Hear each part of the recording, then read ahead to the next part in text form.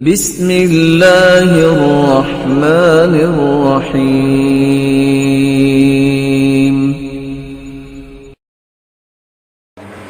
ہمیں ان 10 دنوں میں جو کام کرنے ہیں ان میں سب سے پہلا کام یہ ہے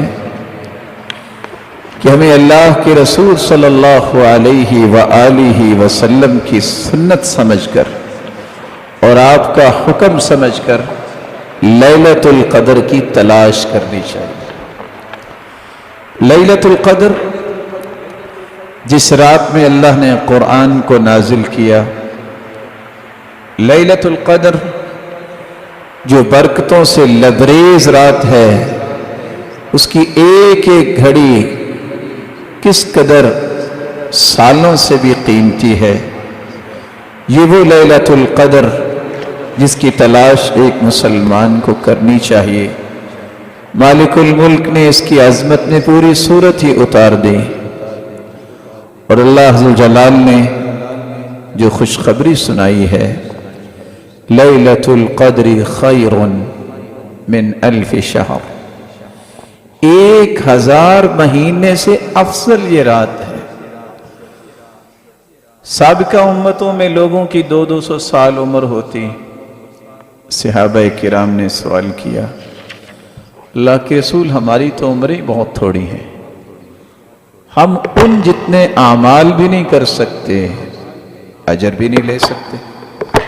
اللہ تعالیٰ نے یہ سورت نازل کر کے یہ بتا دیا کہ وہ تو 200 سال عمر رکھنے کے باوجود جتنی بھی عبادت کرتے تھے، تم اگر ایک رات کی عبادت کر لو گے تو وہ 83 سال 4 مہینوں سے افضل عبادت تمہاری لکھی جائے گی۔ 83 سال 4 مہینے، اس کا معنی یہ ہے کہ کوئی 93 سال کا ہوگا تو تبھی اس نے پوری زندگی عبادت میں گزاری ہو۔ 10 سال میں نماز فرض ہوتی ہے، اس کے بعد تو اجازت نہیں، اگرچہ 7 سال میں حکم دینا چاہیے نماز کا۔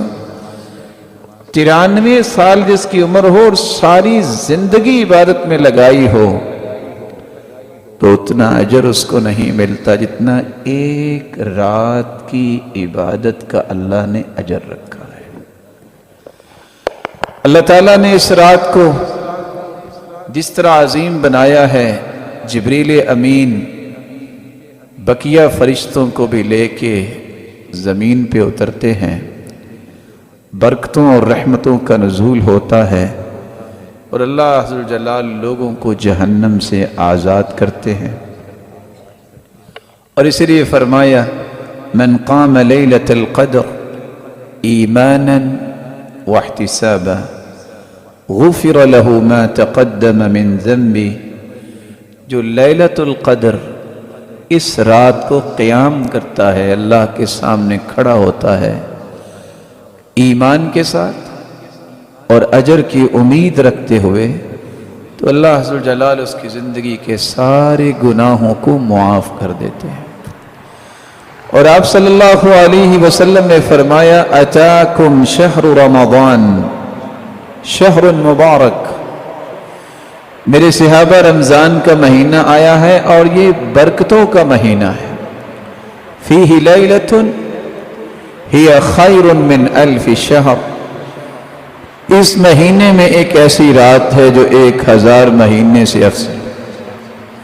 من حرم خیرہا فقد حرم، اس رات کی خیر سے جو محروم رہ گیا وہ تو محروم ہو گیا، اس سے بڑا دنیا میں کوئی محروم نہیں جس کو لیلۃ القدر کی محرومی ہو گئی۔